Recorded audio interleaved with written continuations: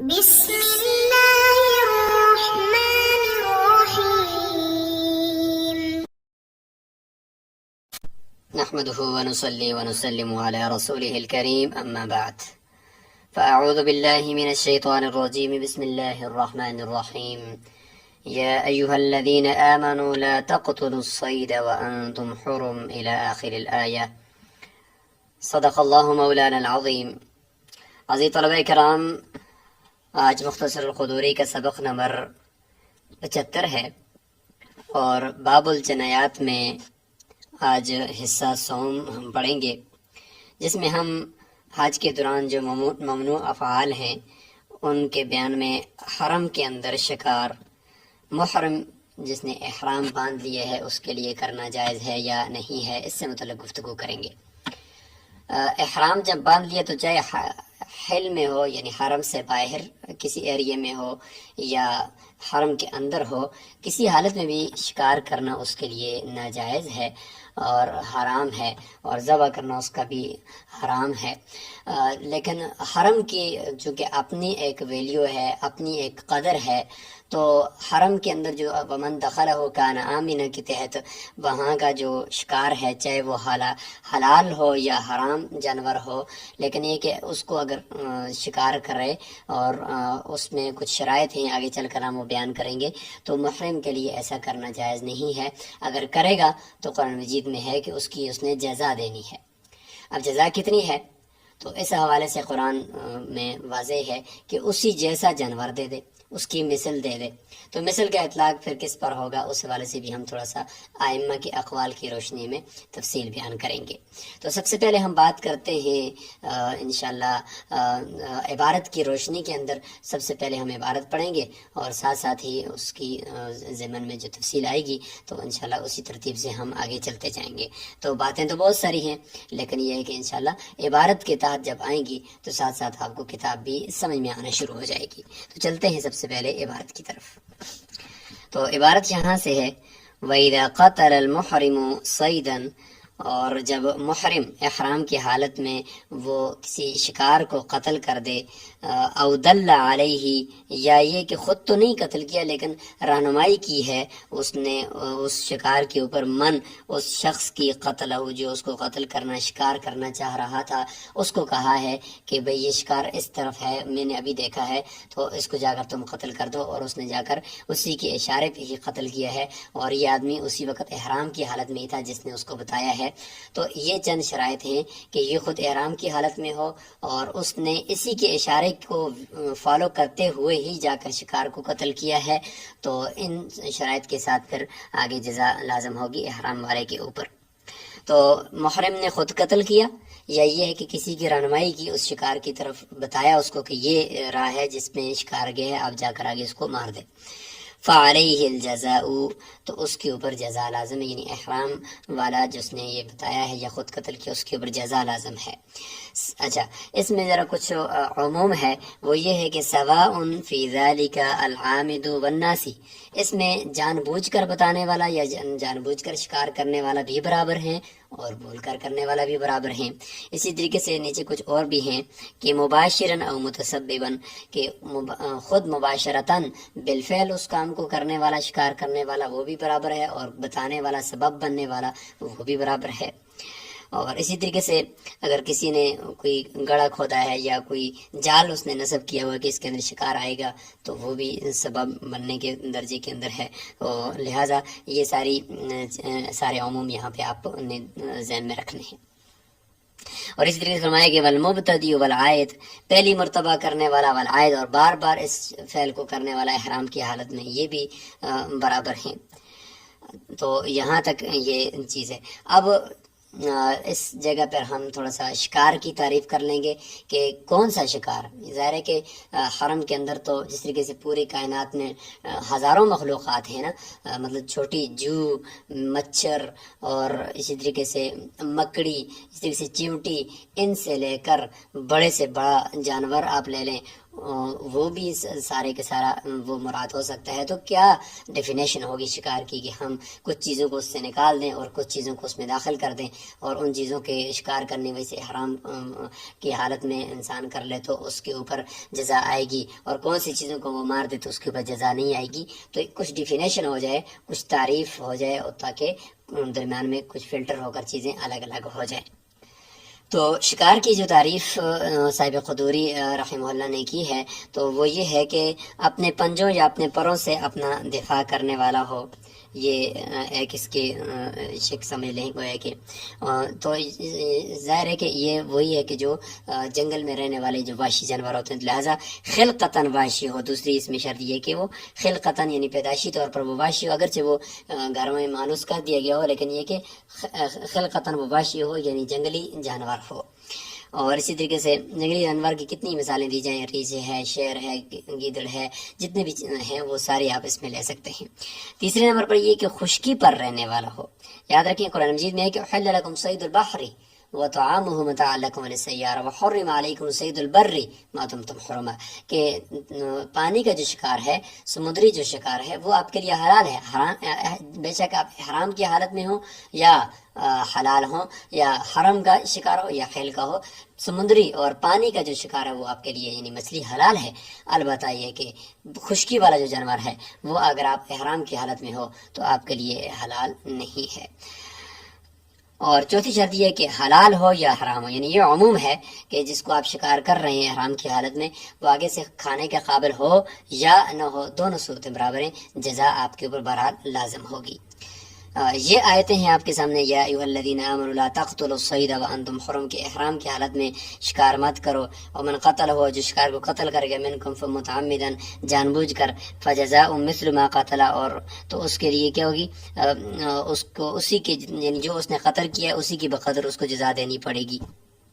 مطلب جو جانور مارا ہے اس نے اس کی مثل اگر ہے تو اس کی مثل دے گا. یعنی مثل کی پھر دو قسم ہو جائیں گے, مثل سوری اور مثل مانوی, ابھی تفصیل ہم کرتے ہیں. یحکم بہ ذوی عدل منکم, اس کا فیصلہ کون کرے گا, تو فرماتے ہیں کہ اس کا فیصلہ دو عادل آدمی کریں گے, دو وہاں کے ہی, اگر وہ کسی شہر میں ہیں یا اگر صحرا میں سفر میں ہیں تو سفر میں وہاں قریب ترین بستی کے جو دو آدمی ہوں گے تو وہ اس کا فیصلہ کریں گے کہ ان کی کتنی جزا بنتی ہے. اگر مثل سوری یعنی اسی جیسا جانور دینا چاہتے ہیں یا اس کے برابر کا کوئی دوسرا حلال جانور میں سے دینا چاہتے ہیں, تو یا یہ ہے کہ اگر وہ نہیں مل رہا تو پھر اس کی قیمت دینا چاہتے ہیں, تو جو بھی فیصلہ ہوگا دو عادل آدمی وہاں پہ سمجھدار آدمی کریں گے. ہدیم بالغ الکعبۃ, اور ان میں سے یہ کہ ایک یہ بھی ہے کہ اگر اس کی قیمت لگا رہے ہیں تو اس کی قیمت اتنی ہو کہ اگر وہ اس کی ہدی جانور خریدا جا سکتا ہو تو اس کے برابر جانور خرید کر وہ حرم کی طرف بھیجا جائے گا, وہاں پہ اس کو ذبح کر دیا جائے گا. او کفارۃ, اور دوسرا اختیار یہ ہوگا کہ کفارہ اس نے ادا کرنا ہے. اور کفارہ کیا ہے, تو عام و مسکین, مساکین, یعنی وہ مسکینوں کو اس نے کھانا کھلانا ہے. او عدل ذالک, یعنی جتنا بھی اس کو اس کی قیمت بنتی ہے اس کی بقدر پھر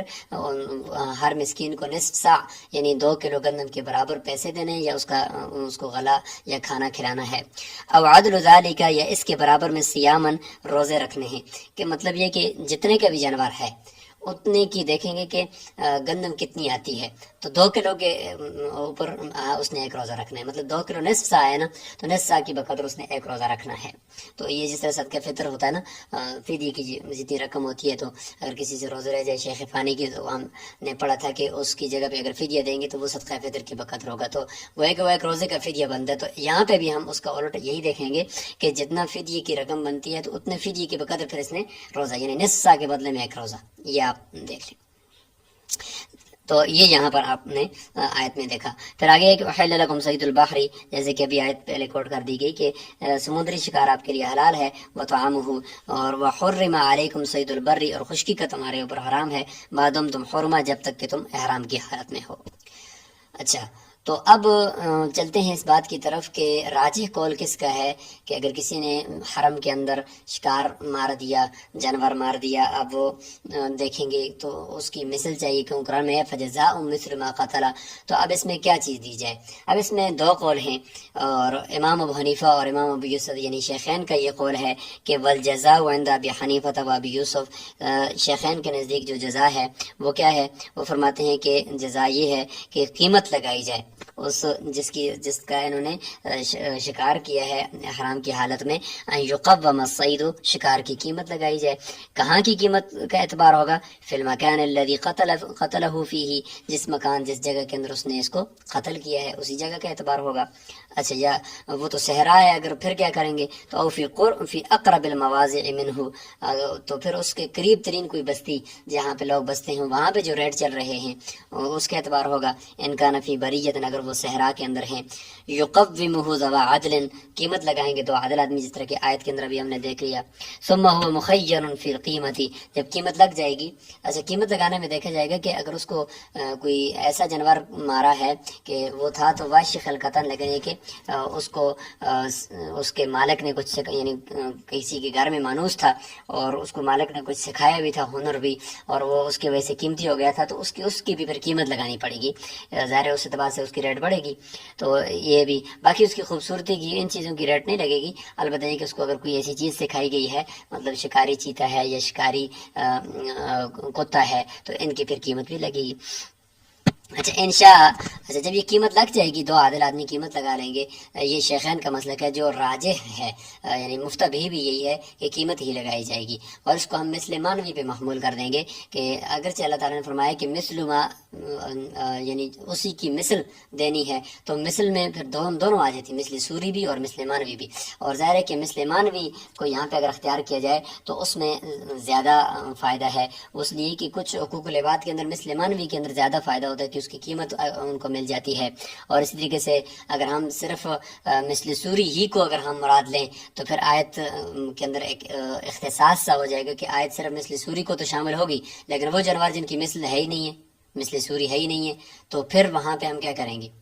تو پھر آیت تو عام نہ ہوئی نا، اس لیے ہمیں مثل مانوی بھی مراد لینا ہوگا آیت سے، اور مثل سوری بھی مراد لینا ہوگا، کہ جہاں پہ اس جانور کا کوئی مثل مل سکتا ہو اسی جیسے جانور دینا ہوگا اور ذبح کرنا ہوگا، اور اگر نہیں ہے تو پھر یہ ہے کہ اس کی قیمت لگانی پڑے گی۔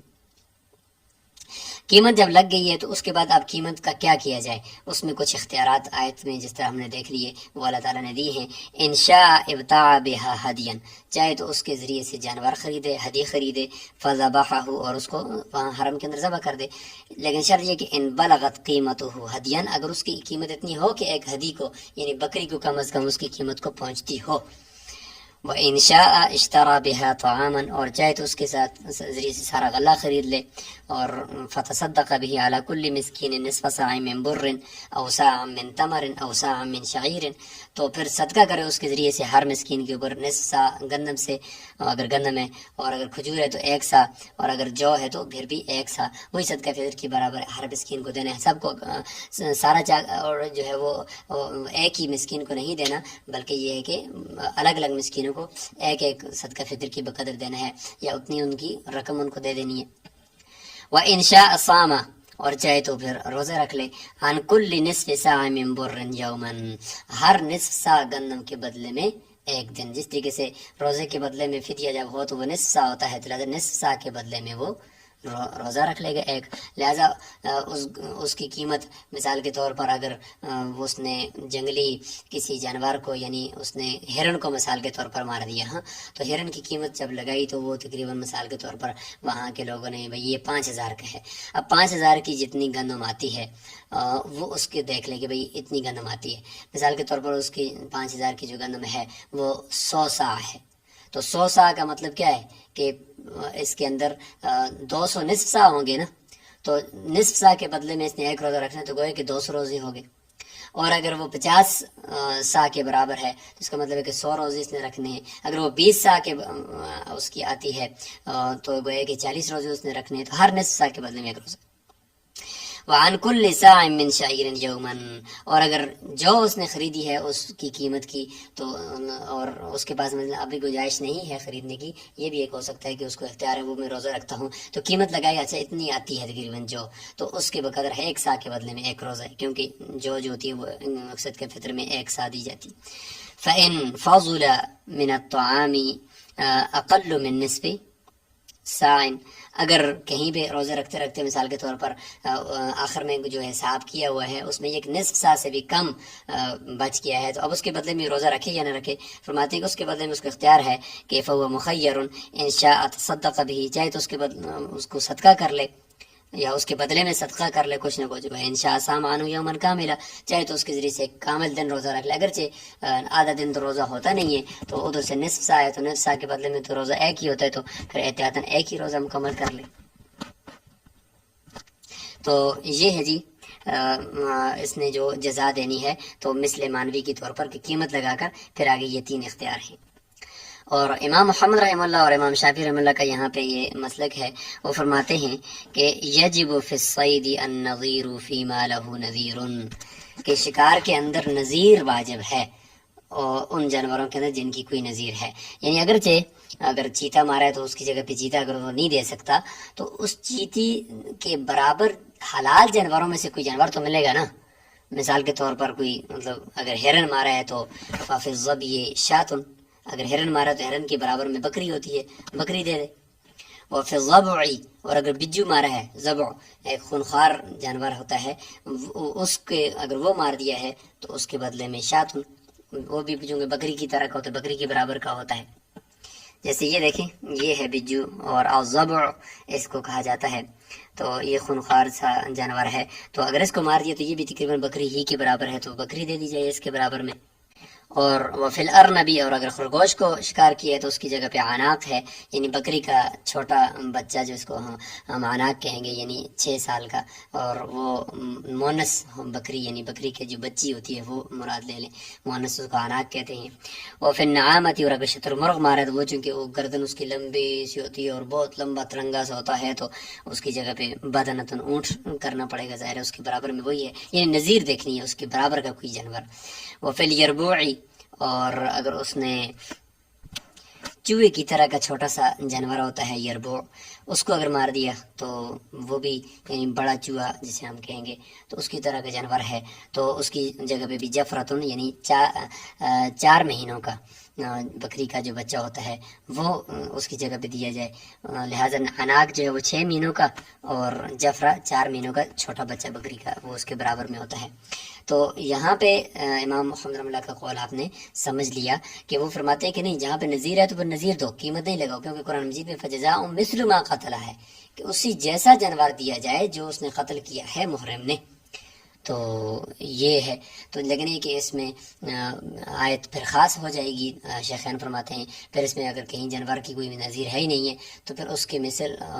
سوری کہاں سے لائیں گے؟ پھر تو مثل مانوی کی طرف تو آپ کہہ دیں گے آیت میں اشارہ نہیں ہے، تو پھر آیت خاص ہو جائے گی، ایک چیز کے ساتھ دوسری چیز اس میں شامل نہیں ہوگی، اس لیے فرمایا کہ نہیں، آیت کو عموم میں رکھو اور جہاں پہ آسانی ہو تو اس طریقے سے کر کے اس کی قیمت لگا دی جائے۔ تو بہرحال آج کا سبق یہیں پہ ہم سٹاپ کر لیتے ہیں، انشاءاللہ آگے یہ تو تھا کہ جانور کو قتل کر دیا اس نے تو اس کا حکم تھا، آگے یہ کہ اس کو زخمی کر دیا، اس کے پر نوچ دیے یا اس طرح کی کوئی حرکت ہو گئی تو ظاہر ہے کہ اس کے بھی الگ احکامات ہیں، اور اس میں پھر یہ ہوگا کہ اگر اس کو مکمل اس کی نفع کی جو چیز تھی اس سے ہٹا دیا ہے جانور کو اور وہ آپ کسی قابل نہیں رہا تو پھر مکمل قیمت دینی ہوگی، تو اب آگے کی تفصیل ہوگی۔ ابھی تک کا جو ہے اس میں یہ سوال بنتا ہے، آپ اس سوال کو اپنے ذہن میں تیار کریں گے تو تب آپ کو آج کا سبق سمجھ میں آئے گا کہ محرم جب احرام کی حالت میں اس نے شکار کرنا ہے تو شکار کرنے کے بعد اس کے اوپر کیا احکامات لاگو ہوتے ہیں، تو یہ آپ نے سوال آج کا تیار کرنا ہے۔ السلام علیکم ورحمۃ اللہ وبرکاتہ۔